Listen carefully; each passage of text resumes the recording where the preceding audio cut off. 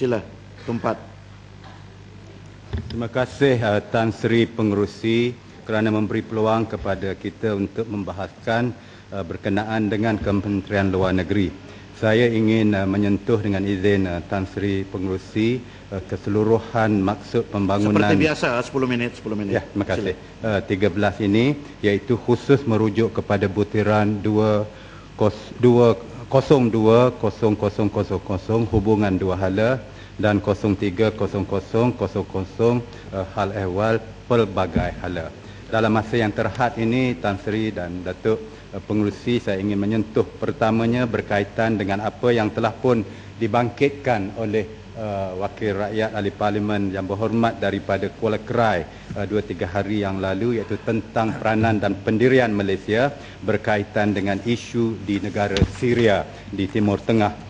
Beliau mempersoalkan kenapa jawapan yang berhormat menteri ketika itu ialah bahawa kita sama-sama mengambil bersama-sama dengan anggota OIC tindakan yang disebut sebagai oleh Wisma Putra tindakan simbolik untuk mengajar ataupun menghukum Syria. Saya menganggap bahawa tindakan itu tidak sesuai dengan peranan yang dan sikap umum negara Malaysia dalam hubungan dengan negara-negara asing. Saya boleh menyentuh bahawa apabila kita membincangkan masalah-masalah negara-negara ASEAN, kita tidak mengambil tindakan untuk menggantungkan keahlian negara-negara ASEAN seperti Myanmar dan sebagainya. Malah sebaliknya kita mengambil tindakan dan pendirian yang dinamakan engagement, iaitu mengadakan hubungan dan percubaan untuk memperbetulkan apa yang kita anggap tidak betul di dalam salah satu negara itu.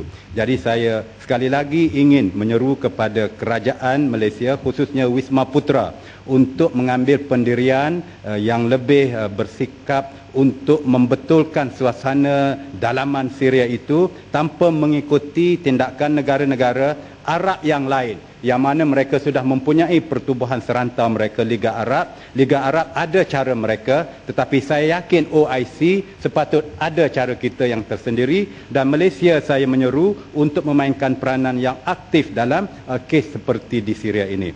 Saya beralih dengan cepat kepada negara Palestin sekali lagi yang saya sering sebutkan. Saya ingin mengingatkan Yang Berhormat Menteri bahawa saya membaca dalam media baru semalam Emir Qatar telah melawat Gaza.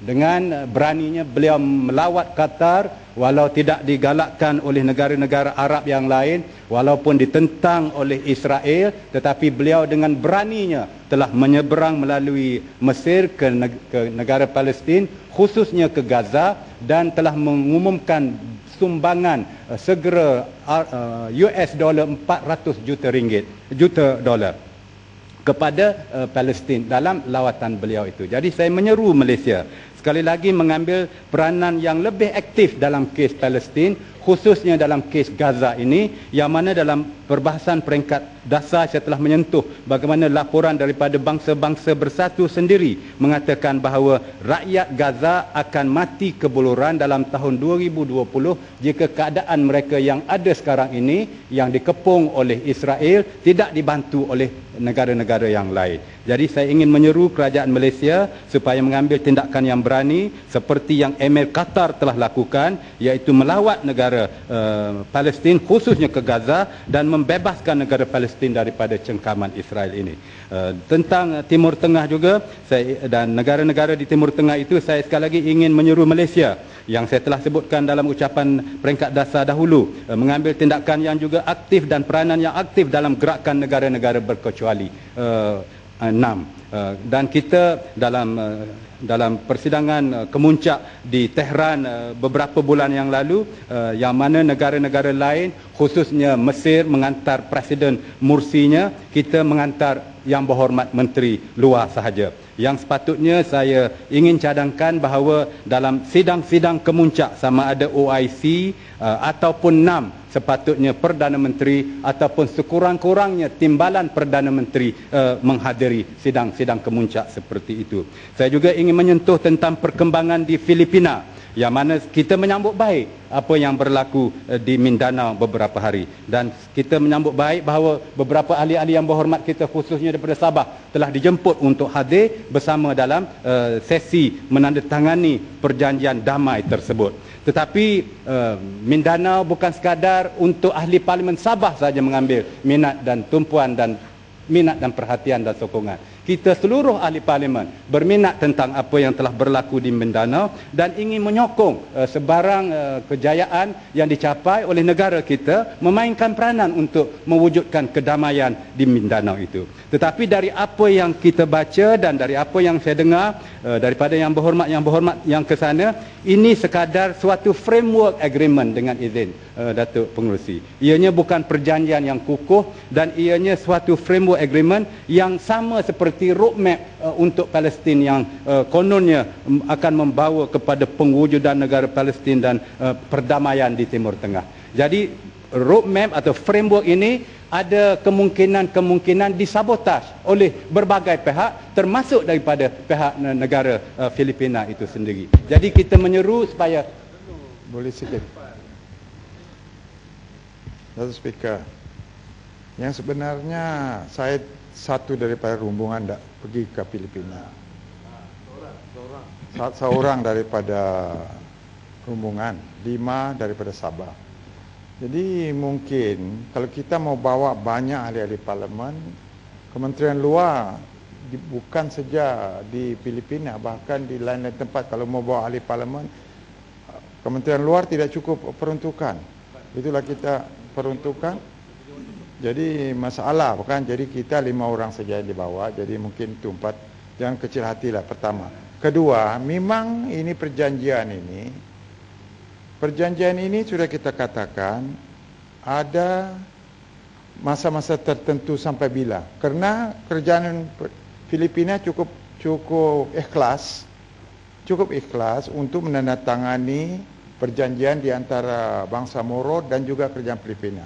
Tetapi dua-dua pihak mesti ikhlas. Mesti ikhlas kerana kita takut kalau sekiranya ada di antara dua pihak ini membuat sesuatu kacau, maka mungkin perjanjian ini null and void. Jadi ini Jadi kita minta dua-dua pihak, sama ada kerajaan Filipina mau sabotaj atau bangsa Moro dengan kebanggaan mereka untuk mau menunjukkan kepada dunia mereka ini kuat, mereka ini membuat sesuatu, maka ini memang kita tahu ini perjanjian null and void. Ini penjelasan. Pada YB Kalabakan, saya anggap bahagian kedua ucapan beliau tadi sebahagian daripada ucapan saya.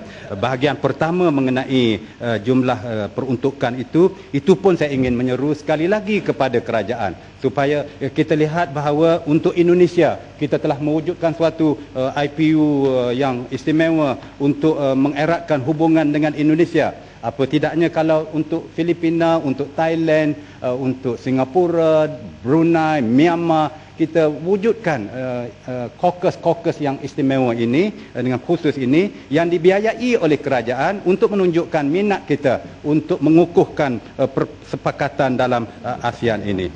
Yang kedua itu tadi saya ingin juga menambah bahawa dalam pengalaman Filipina berpuluh tahun yang lalu di bawah Nur Miswari dan MNLF-nya telah ada percubaan untuk mewujudkan perdamaian dan Nur Miswari diberikan jawatan yang agak tinggi dalam sistem negara tersebut, tetapi gagal. Jadi saya akhir sekali Datuk Pengerusi, ialah sebagaimana saya sebut dahulu juga, kebimbangan kita bahawa terdapat lawatan oleh kapal-kapal perang Amerika yang terlalu kerap dan banyak ke pelabuhan negara kita ini, sama ada di Pelabuhan Kelang ataupun di Pelabuhan Tentera Laut di Sepanggar Bay, Teluk Sepanggar di Sabah. Dan saya telah pun cuba untuk membawa usul persendirian, usul tergempar tentang isu itu, Kita bukannya ingin mempunyai hubungan yang tidak baik dengan mana-mana negara. Kita ingin rapat dengan semua negara-negara di dunia ini. Tetapi kalau Amerika Syarikat sahaja yang menghantar kapal-kapal perang dan sebagainya yang bersenjata dan berkuasa nuklear, maka kita bimbang bahawa kebebasan kita dan dasar Wisma Putra yang 40 tahun usianya, zone of peace and neutrality di rantau ini akan tercemar dengan sikap kita yang terlalu rapat dengan Amerika Syarikat melalui hubungan yang terlalu kerap dengan tentera laut Amerika Syarikat itu. Terima kasih. Terima kasih. Datuk Pengerusi.